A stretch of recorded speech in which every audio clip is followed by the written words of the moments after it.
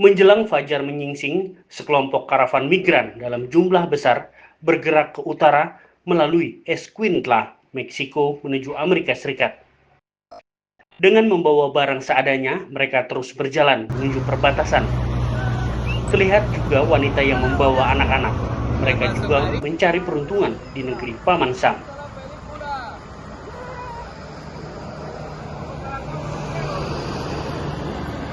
Hari sudah mulai panas. Beberapa dari mereka juga menggunakan payung menangani teriknya matahari di siang hari. Sore mereka pun tiba beristirahat, sekedar menghilangkan kelelahan seharian berjalan. Mereka pun melengkapi dengan tenda-tenda camping untuk beristirahat. Masih tersisa 46 hari hingga 20 Januari 2025 sebelum Presiden terpilih Donald Trump dilantik menjadi presiden. Sumber-sumber di badan tersebut menyatakan bahwa para migran percaya bahwa pemerintah Trump yang akan datang akan membuat penyeberangan perbatasan menjadi lebih sulit. Frekuensi karavan migran meningkat secara bertahap dari waktu ke waktu, membengkak dalam beberapa tahun terakhir. 30 karavan migran terdeteksi dari tahun 2017 hingga Desember 2022. Dari 30 karavan ini, satu dimulai pada tahun 2017, satu pada tahun 2018, 3 terbentuk pada tahun 2019, 3 pada tahun 2020, 8 pada tahun 2021, dan 14 terbentuk pada tahun 2022. Sebagian besar dari mereka berangkat dari San Pedro Sula, Honduras, dan yang lainnya, memulai perjalanan mereka dari kota-kota di Meksiko. Ketika tren ini muncul pada tahun 2017, karavan migran tidak menarik perhatian pemerintah yang signifikan.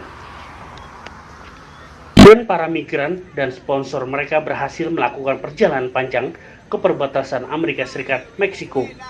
Meskipun karavan pertama membutuhkan waktu hampir setahun penuh untuk tiba di Tijuana, Baja California, North Mexico, karavan berikutnya belajar dari pengalaman sebelumnya dan mempersingkat waktu perjalanan dengan menggunakan transportasi kendaraan alih-alih berjalan kaki.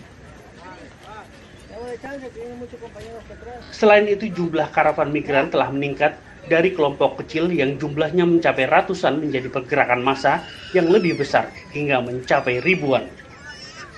Para migran yang tergabung dalam kelompok tersebut meninggalkan negara asal mereka karena berbagai alasan, termasuk kemiskinan, kekerasan, situasi politik yang bergejolak, dan korupsi. Faktor pendorong lainnya termasuk pandemi COVID-19 dan kejadian terkait cuaca yang berulang seperti badai, tanah longsor, dan letusan gunung berapi. Banyak migran memulai perjalanan beresiko mereka dengan berjalan kaki. Beberapa dengan seluruh keluarga, menggendong bayi di punggung dan mendorong mereka ke kereta dorong bayi.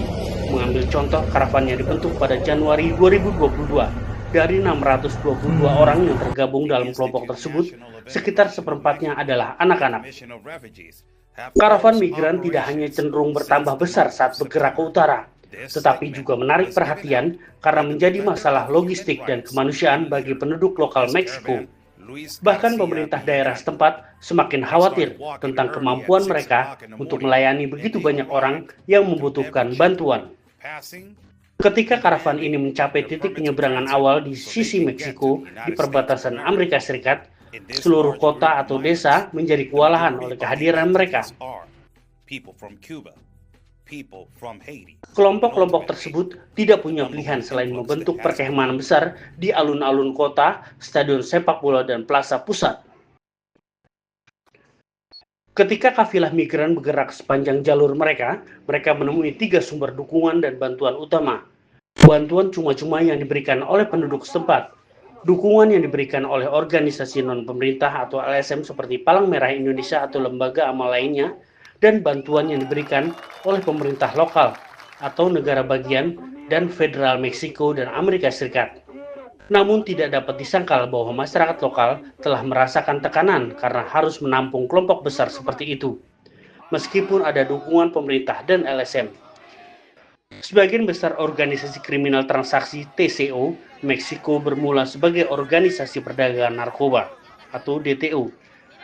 Tetapi sejak mereka telah berkembang, mengendalikan hampir semua hal yang masuk ke Meksiko termasuk migran, uang, narkoba, bahan kimia dan senjata, menurut Uncovering Human Smuggling Partner, mayoritas aktivitas penyelundupan migran melalui Meksiko kemungkinan besar disponsori oleh sindikat kejahatan terorganisasi atau TCO yang memfasilitasi pengorganisasian dan pembentukan karavan melalui penggunaan aplikasi media sosial seperti Twitter, Facebook, dan platform lainnya.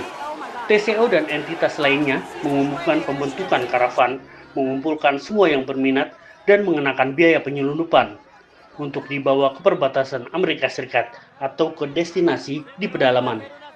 Biaya transportasi atau penyelundupan bervariasi tergantung pada destinasi yang diinginkan. Dengan sebagian besar migran membayar rata-rata $4.000 hanya untuk ditempatkan di tanah Amerika Serikat. Trump mengatakan Meksiko setuju untuk menghentikan aliran migran dan perdagangan narkoba.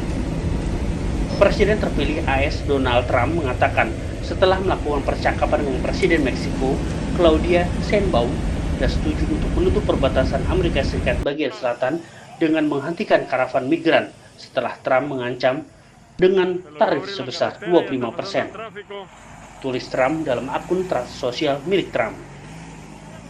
28 November 2024, warga Amerika Serikat dan Selatan berharap bisa melintasi perbatasan sebelum Donald Trump menjabat pada 20 Januari 2025. Presiden terpilih dari Partai Republik ini mengancam akan melanjutkan pembangunan tembok antara Amerika Serikat dan Meksiko untuk menyelesaikan masalah imigrasi ilegal untuk selamanya.